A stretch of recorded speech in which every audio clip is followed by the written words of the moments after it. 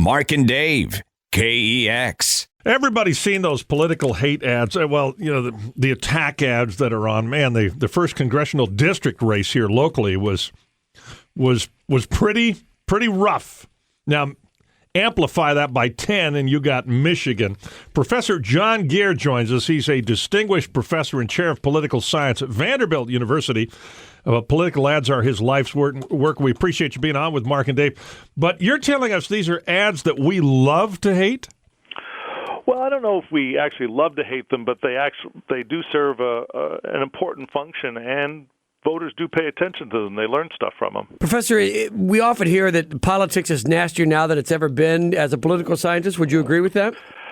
Well, I think that it's been nastier this year in the nomination process than certainly any recent time. But if you take a longer look at American history, you will find the kinds of attacks going on here are really quite tame. I mean, Thomas Jefferson in 1800 was attacked as the Antichrist. So I think that what we see here pales in comparison to those kinds of attacks. American politics is littered with all kinds of different types of negativity, and we certainly are seeing lots of it now, but it's not out of the ordinary. Most of the candidates hide behind the fact that the negative ads are a function of super PACs and third parties. Is that accurate? And if we eliminated that, what would campaigns look and sound like? Well, I do think the super PACs have introduced a new dimension of negativity. I don't think there's any doubt about that, and that's a problem, especially since the sponsors of those ads are not on the ballot, so to speak.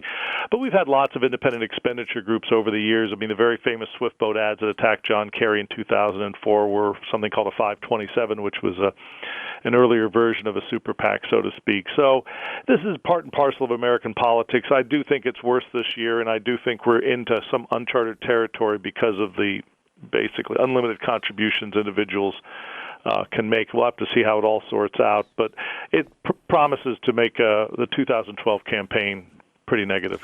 You say that we learn things from them. We learn that we don't like them, but when we're speaking up and saying we don't like them, what are we really saying?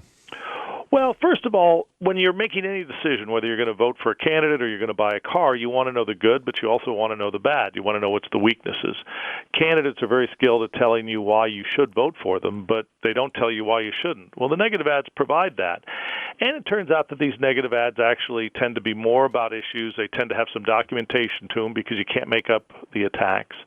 If you think about all the attacks that were aired against Newt Gingrich, they were basically on target. And Newt Gingrich complained about them, but it wasn't like he was saying they were false. He would just say, oh, well, they're not quite right.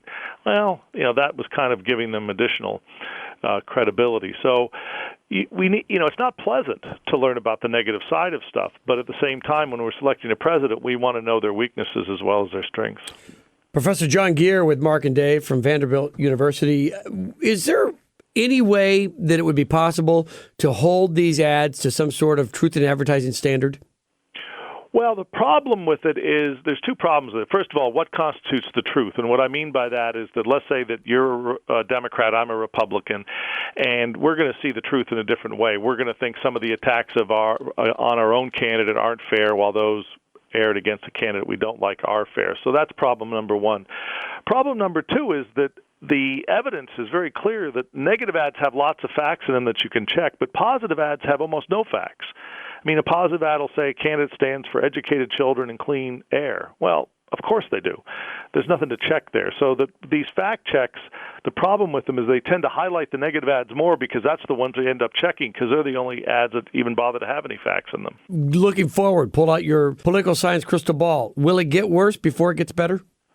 I think it's going to, you're going to see more and more negativity, especially in this campaign, because not only do you have the super PACs, which we've talked about, but you have two political parties that have lots of differences that will be aired through often negative ads. And finally, we have an incumbent that has some things to run on, but also has some problems, and so he's going to have to go after the opposition just as the opposition goes after him. So you mix those ingredients in, and it's a recipe for a lot of attack ads. All right, Professor John Geer, Distinguished Professor and Chair of Political Science at Vanderbilt University, thanks for being on with Mark and Dave. Wait till Barack Obama starts unloading some of that $1 billion. And plus, he doesn't have to hire any writers because Mittens and Rick Santorum are writing his stuff for him. So he just crossed out Santorum, write in Obama, talk about Mitt. It's cut and paste, man, for Barack. So this is going to be a wild election season.